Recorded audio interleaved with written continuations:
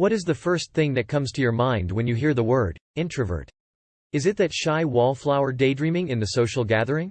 Or the quiet kid who rarely spoke up in class? But wait, did you know there is much more that describes an introvert than just their socializing frequency?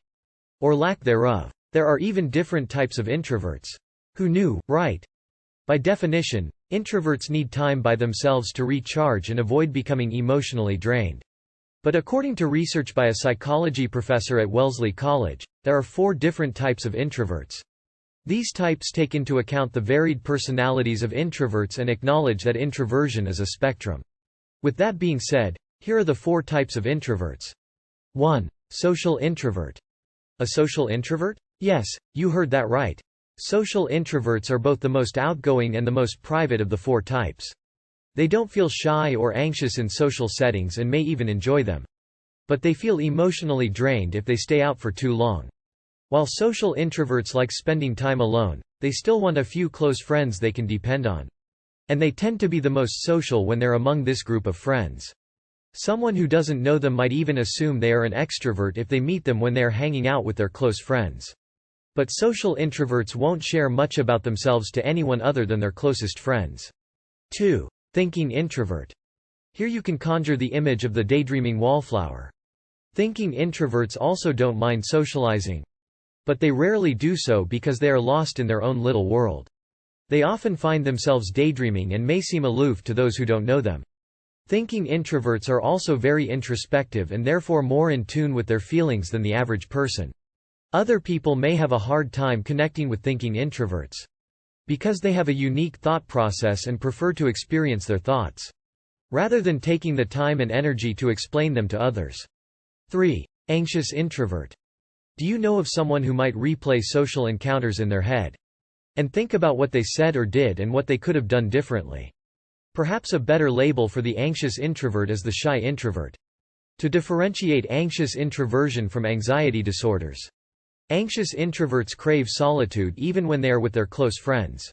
They are extremely uncomfortable in new or large social situations.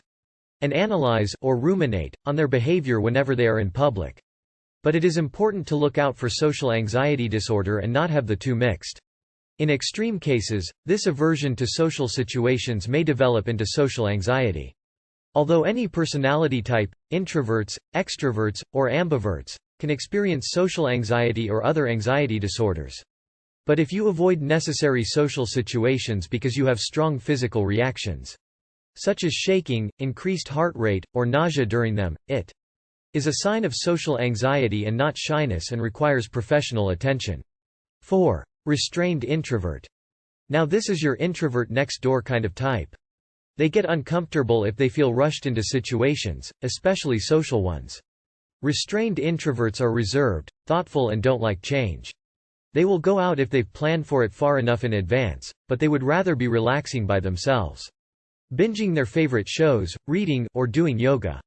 Restrained introverts find comfort in their routine and may also find it difficult to get their mind and body moving right after they wake up. They thrive in their routine and appreciate ample forewarning.